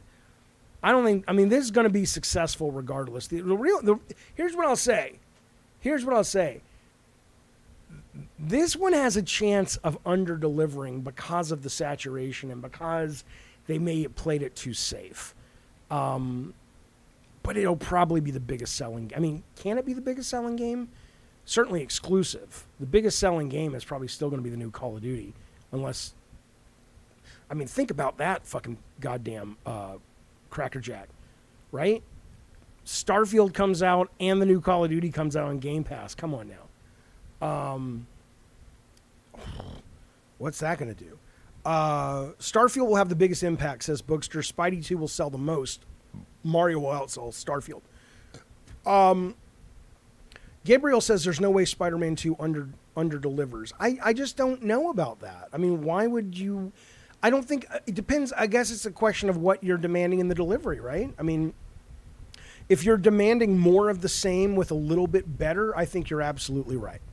Insomniac very rarely misses, and I think certainly on a sequel they already know how to make, this is as close to a slam dunk as you get. But it will underdeliver if they have miscalculated the appetite for this character that might be oversaturated, and or assume that being as safe as the game currently looks is an asset and not a knock. We don't know that, right? Armored Core 6. Armored Core 6 you guys are talking about in the chat, that is a this year title, correct? I don't think that's going to be... It's certainly not going to do what Elden Ring did. I don't think. And if I'm making Armored Core 6, I ain't putting it out... If that thing don't come out next month, then it is next month. There you go. I'd say I wouldn't release it in the holiday season. Phantom Liberty. Oh my God, man, you're right, Masochista. I forgot. Oh my! What am I gonna do? I want to play everything. I want to. I realized I haven't even finished Ghost of Tsushima. What am I doing? How do I do this? How do I finish these games? And then I don't know about that, Bacon. Bacon says Texas Chainsaw is going to do numbers. I'm excited for it. I will be playing it. Somebody was asking me that. But, so far what they've shown, it looks like the prettiest version of the same old of Dead by Daylight and all that shit. Why do I want to play everything? Because it looks cool. Why? Because Spider-Man I love. Starfield sounds incredibly exciting. I love the Mario games. The trailer looks great. And then, I haven't finished Cyberpunk, but what I played, I absolutely loved. Mass Produce says, Jaffe, take a break from the news and do play streams. Yeah, if I took off like 2 weeks and just said, you know what I'm going to do? I'm going to stream every day, but I'm just playing games. I don't know if it would be good for the channel, and Ricardo would probably be like vomiting all over himself and go, you're a fucking idiot. But that's probably the only way I'm going to be able to do it, because, I want to finish Elden Ring because I love it. I want to finish Dead Space because I love it, but so far I haven't been able to skin that cat, man. It pisses me off. Let me get some of these super chats, for which I am very grateful, fellas. It's very, very kind of you guys.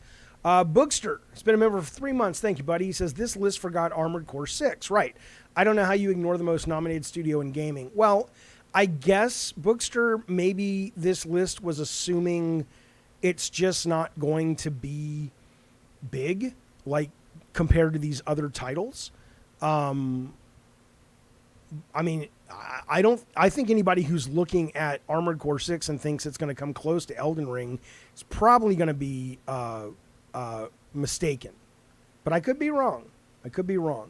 Ristafar says, yes, hey, thank you, buddy. He's one of the guy. Oh, my God, Jaffe. He's the guy who asked about Texas Chainsaw. I appreciate the super chat. Will I play it? Yes. Day one Game Pass? Yes. Rocker Matt, thank you, buddy. He said, Jaffe, I just saw your video last night with the Twist Metal 1 innings and you calling your ex-wife And you showing your kid the video was so wholesome. More content like that, sir. The TM1 endings, and I called my ex-wife, and I showed my kid. Oh, when we went through every ending. Right. Yeah, I know. I'm real reluctant, Rocker Matt, to, people like Jaffe, you should stream Twisted Metal. It'll do great for the channel and stuff. I'm reluctant to build the channel on one-offs, though, right? If I can't, it doesn't mean I'm not going to do it. I'm going to do it, and I want to do it for Twisted Metal too. But it's tough because if I can't replicate it, then it's just kind of like, it was a nice day. We did well. Audience liked it, but it's not reflective of the quality of the channel because that's very specific content that I can only make at a certain time. But I still want to do it. A different era says, Jaffe, was the machine gun you used in the Twisted Metal commercial real? Yes, it was. I mean, I obviously wasn't shooting real bullets. It was blanks, but absolutely. These days, you couldn't get away with it. These days, because of what happened on the set of, what was it called, Rust, I don't think you would even have blanks anymore. It would just be all CG. But yes, I was shooting blanks, and yes, it was very unnerving. It was very, very unnerving. Jaffe, you should play the Pikmin 4 demo. It's gotten some good reviews, some okay reviews. I've never been a big Pikmin fan, and I've never been a big fan of even like Tinykin and stuff. I liked it, and there's also a game called The Wild Heart, or The Wild Hearts, or The Wild at Hearts, or something, which is like Pikmin. I like that too. You know what? No, fuck it. Maybe I'll play it. But that's the problem. It's something else I got to play. Morgan's like, how could you not finish Dead Space Remake? I got to Chapter 10. I loved it. I think I finished Chapter 10. There's only 12 fucking chapters. And I think what happened is something else came out. And I got busy with that. That's how. Denise says, Armored Core games never sold great. This one might ride the FromSoft wave, but in the end, it's just Armored Core. Right. Yeah. I even that though, where you're saying it's awesome, but I see lots of people expecting something different. Right. It's the best, probable, most robust version of Armored Core, but it's not suddenly Armored Core in an open world and you are, going on crazy adventures. My understanding is it's still pretty much arena combat with really cool Armored Core. I understand it. Again, guys, it's not that I don't have the mental capacity to understand that I should just finish it. It's simply the fact that I'm just busy, and I want to play a lot of things. Control gaming, that's a great point. Stream your games on Twitch so it doesn't hurt the YouTube algorithm. I probably will do that. If I actually do take a week and just play games, I probably will just stream most of them on Twitch. But I will tell you, tonight or tomorrow, I will be streaming and giving away copies of Beer Pub Simulator. It's from the same team at Movie Games that produced and published, I should say, Gas Station Simulator, which was one of my favorite games that year. This one is about opening your own brewery, and I have about 5 or 6 codes to give out if you have a PC. The game officially launches on Friday. I will be playing it today or tomorrow. But if you're interested, come watch the stream. It'll be on YouTube, and I'm going to be giving out some codes from time to time. Ristfar says, is Twist Metal like an open wound for you? No. Thank you, by the way, for the super chat. No. Absolutely not at all. Like I said at the beginning of the show, I was delighted to play Twist Metal 2 again, and delighted by how well it held up. It's not that I don't like talking about it. It's just I think there's a point where I've said so much about it and I've answered certain questions so many times that when people tune in to this show, I don't want to just keep recovering the same ground. But, I'm around. If there's something you really want to know, I'll eventually get to it. Fonzie says, Jaffe, I played Twisted Metal 2 last night for the first time. Thank you for playing our game. He says, it's still awesome. I agree. Why did you make Twister? His special is so annoying. Well, we started with... In fact, here, I'll show you. 1 second. 1 moment. Don't go anywhere. I'll show you something.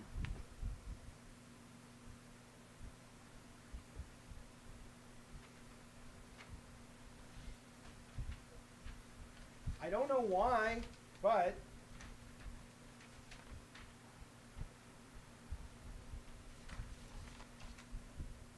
these were sitting on a desk across the room. Jaffe says, Alex, I wish you were full of life. Went to enjoy Mission Impossible. That sentence makes no sense to me, sir. So Twister, right? Here's how we did it. We would usually start with the concept of a car. This is the original artwork for Twisted Metal 2's Hammerhead, right? Lee Wilson did this, right? So we would start with Twister, and we didn't start with specials, which we really should have. We were, again, I say this over and over. I've been a really good video game director. I've been a decent enough designer, and I've been fortunate to work with lots of good people. Because really, you should start with the mechanics. But at the time, as the third game I worked on, we said, oh, it'd be cool to have this. And then we're like, what's the special? So Twister was, Twister was simply focused on, we thought the car was cool. And then probably what ended up happening was we were sitting in a meeting and going, okay, well, we need some specials for these 3 cars because the coder who does them, Mike Badger's coming free in a week.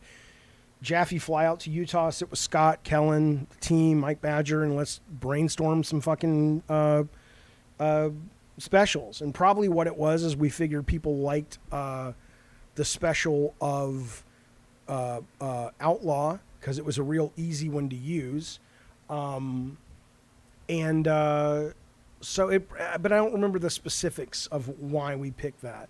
And then the other one is, I saw this one too. If you played Twisted Metal 1 recently and you go by a sign that says Calypso welcomes you to Urban Assault, this is the actual art from Lee on this one. So this is in TM1 that was just like a big poster.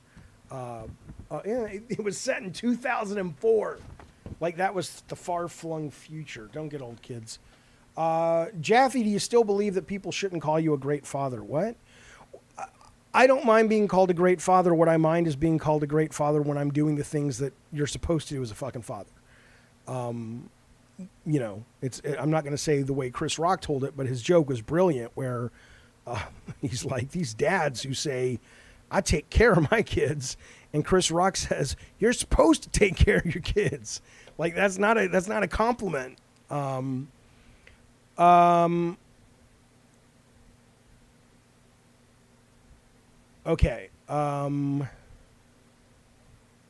Kratos was never supposed to be a playable character, no. Hang on a second. I was going to read this, but I can't find it. Okay, 1 second, fellas. I want to tell you, there's a lot of news. I'm going to wait on some of this stuff, though. Some of this we can wait on. Let me see. Yeah. Okay, let me show you this real quick. What do I think of the censorship changes? Hang on. In the TMPS remaster, I was disappointed with the way... Hang on, let me see what you're saying. I'll read that in 1 second. Let me just bring this up so I don't forget it, and then I'll go... That's an interesting topic. 1 moment, please. I'll tell you. Ricardo said to me... He said... And I'm not... this is not what I wanted to show you, but Ricardo says to me, here's Canva. I'm like, whatever. Canva's so great.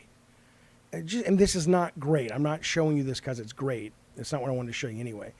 But just the fact that you can do little Instagram story animations, it's fucking awesome. But it's irrelevant. Here's what I wanted to show you. I was going to say I'm going to give codes away. I'm playing it tonight or tomorrow. This is the thumbnail for it. Brewpub Simulator. If you like this stuff, stick around and let's give it a play. Play it together. Okay. I'm looking for what I was going to talk about the censorship. Hang on. What do you think of the censorship changes, says Rocker Matt, in the Twist Metal PlayStation Plus remaster? I was disappointed with the way it looked until I found filters, modern square pixels are the best. That's not censorship, though. I mean, are you talking about where they allowed you to have, like, I forget what they called it, right? But it was like original look and arcade look and the stuff that I have seen that's actual content changes, like textures and whatnot, I totally get. I totally understand why they had to make the changes that they had to make. So, Leg, thank you, buddy. LegFam98, thank you for the super chat. I appreciate it, man. Very, very kind.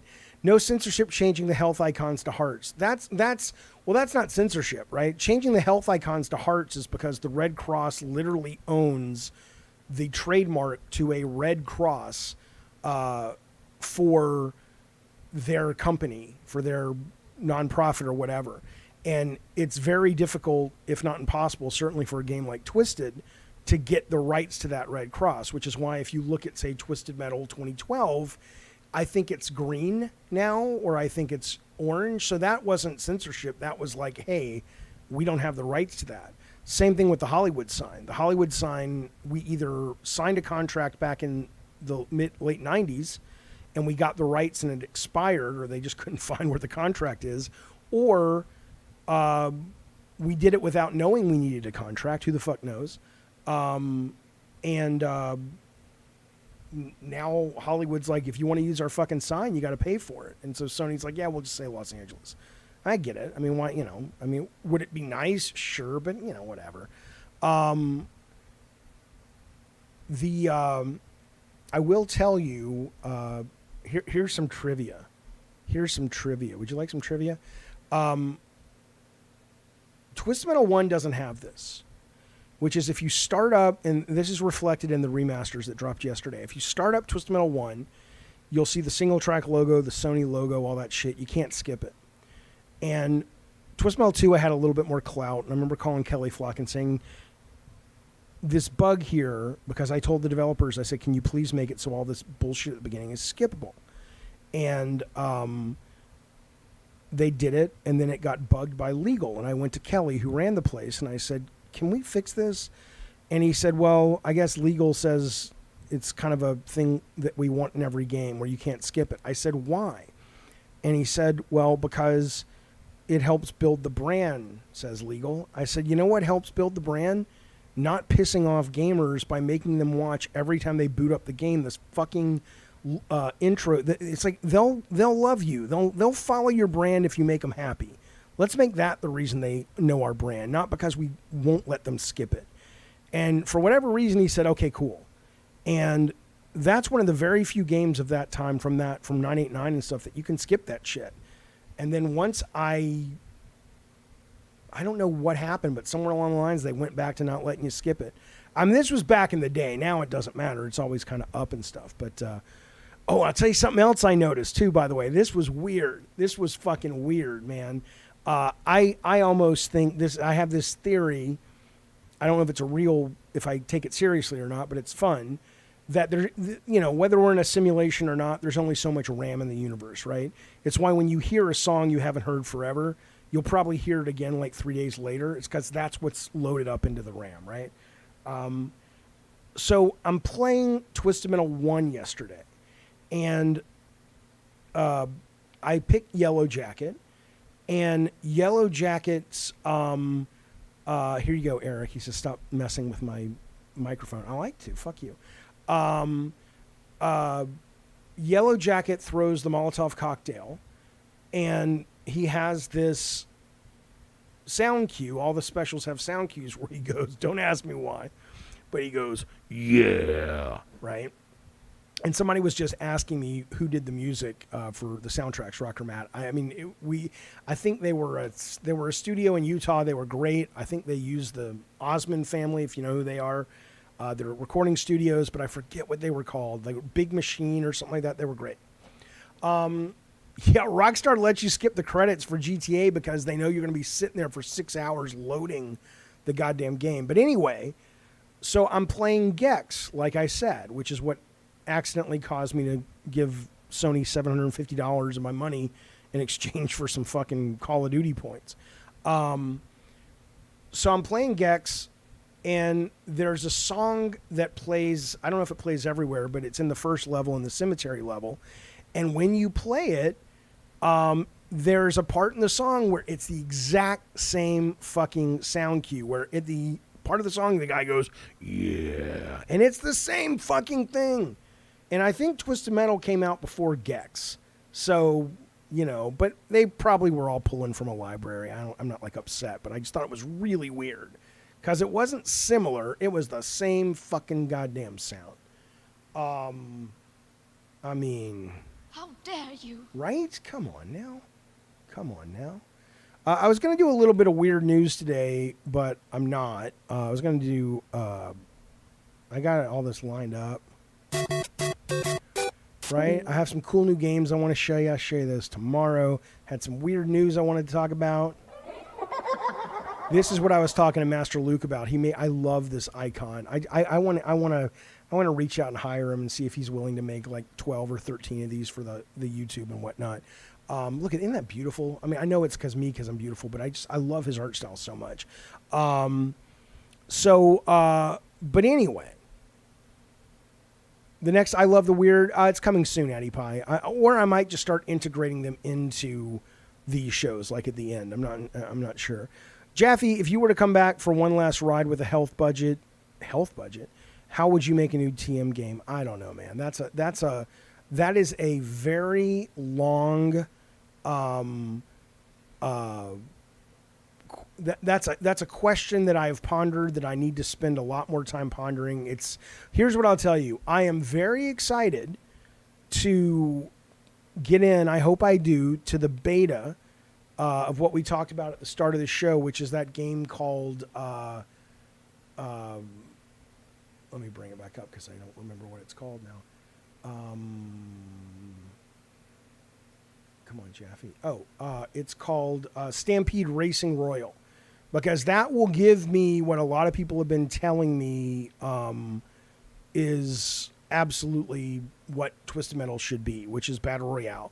They have a battle mode. They have 60 cars. You die, you're out. It's basically, Fortnite with cars. We'll see. Kyle, I am excited for the Twisted Metal show. I'm very curious because they've dropped 3 trailers and I've had incredibly different opinions to all to all 3 trailers. The first teaser trailer they dropped I was mostly apathetic to it. It seemed kind of fun, but it wasn't much there to really, whatever. Howard Mackey looked like he was having fun. I was down. The second trailer, which was Sweet Tooth in the Casino, I thought was incredibly dumb and embarrassing. And I've spoken to the people over there, and they've explained to me the context of the scene. And when I hear it in context, I'm like, okay, it makes a little more sense. I'm not going to spoil anything for you, but it was still a stupid fucking trailer. And not everybody over there wanted that to be the trailer that was picked, but I guess they got outvoted or whatever, and that's what got shown. The last trailer, though, I was very excited for. Not because I'm like, this is going to be the next West Wing, but it looks like a fun fucking smoke some pot, watch it with your buddies, just midnight movie. And I'm excited for that. So I will be watching every show, doing a review, and then I'll be doing a post show. I'm not sure if I'm going to be inviting guests yet, or if I'm going to be having like the guy who wrote, I got to reach out to him, the guy who wrote the Twisted Metal Black movies with me and edited the Twisted Metal 2 movies. Maybe, we'll be on it and we'll have a guest every week. But I am absolutely looking forward to the show regardless, because even if it shits the bed, it'll be fun to talk about. But I hope it's fun. Only Vocal says, how long was the shoot in the desert with Sweet Tooth Gun? It was 1 day for me.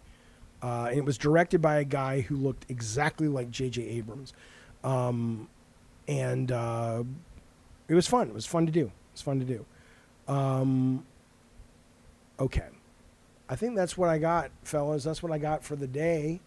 I will chat with you, Master Luke. I just got to figure out if I want those logos to be like big like this for when I bring it up in Windows and shit, or if I want it to be more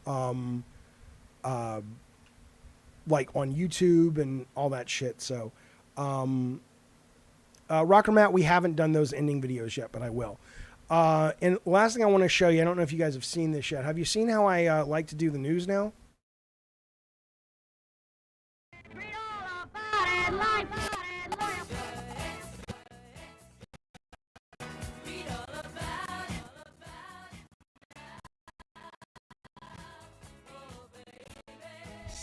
We're just normal men, just innocent men. You guys keep asking me. You want to see it over and over. I'll show it to you again later, I guess. Seriously, fellas, thank you for all the super chats, the new members. Oscar Rodriguez, thank you, buddy. Did you film the live-action cutscenes in Twist Metal 1? Did I film them? Ricardo's still here. Is your wife, you done hanging out with your wife? I didn't film them, but I directed them and wrote them, such as it is. Hey, Prince Green, good to see you, buddy. Yeah, I did. And they really should have been on the game, goddammit. I recommend if you play the remakes of Twisted Metal that just came out and you get to the ending, you stop the game and go to YouTube and you watch the goddamn thing, the movie, because that's the way it was meant to be seen, the director's cut. All the cheese you can handle, fellas. All right, did I get everyone's super chats? I want to be sure. I think I did. Yorch, if you're watching, sorry I missed yours last couple days ago, but I did get back to it on the show the other day. Okay. Has Ricardo and the regularity helped stream numbers, says Benji? I don't know yet. It's a good question. It's something I need to look into. I like doing the stream more regularly. I like I'm still very prepared for it, but I think somebody told me the other day, said I was over-preparing, and not over-preparing now allows me to stream more often with a show like this, which I like. So, fellas, welcome. Thanks for being here if you're new. Thank you for the super chats. Thank you for the company. Thank you for talking about video games, the thing we love the most. And I will be back tomorrow. And I might be streaming the beer game tonight. If I am, swing by and you could win yourself a copy of Beer Pub Simulator. See you guys soon. We're just normal men, Goddamn just right. innocent men.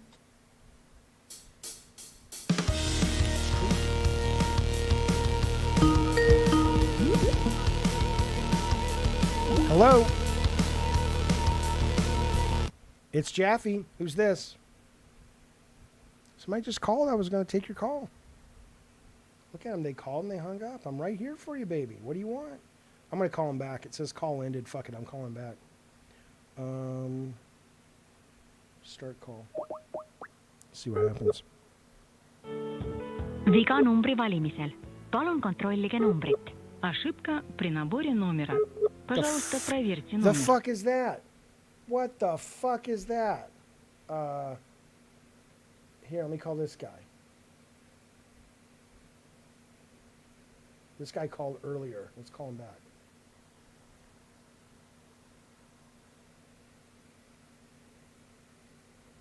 Oh, it's not working. All right. I'm going to stream Brew Simulator tonight or tomorrow. I'm not sure yet. I got to come down from this stream, see where my energy is. Okay, bye, fellas.